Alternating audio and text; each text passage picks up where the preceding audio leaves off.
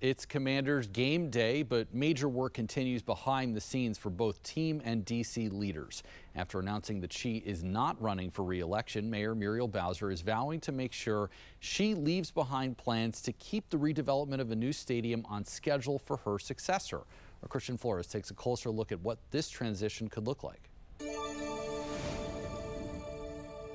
We will continue to think big. We will continue to tackle the tough challenges of the district. And whoever becomes the next mayor of D.C. will have to tackle the redevelopment at the old RFK Stadium, which will include a new stadium for the Washington Commanders, as well as housing and shops in the surrounding area. By 2030, we'll have every professional team, including our women's teams, in the boundaries of the District of Columbia. But the stadium will not be open for kickoff until 2030, years after Mayor Bowser leaves office.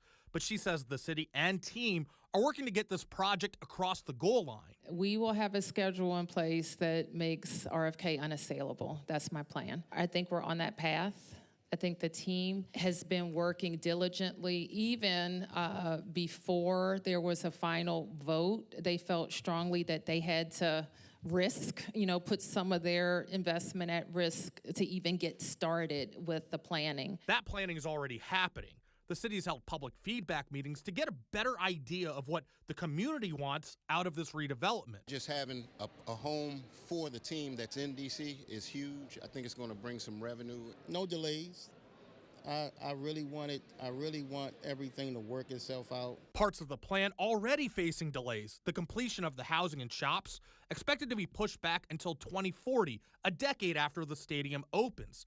D.C. Council Chairman Phil Mendelson says Mayor Bowser will be able to hand off plans to minimize further challenges. As far as the Commander Stadium, 2030 is the expected opening date, so that's obviously going to be after Bowser's out of office. Are you worried about any sort of difficulties as far as transitioning over from this mayor to the next to finish that project? So remember, there's another year and a couple of months on the mayor's term, and there's a lot that's going to happen with regard to permitting and land use decisions that will happen during that time. So I think a lot of the heavy work with regard to the transition is with this current mayor, so I'm not so worried about that.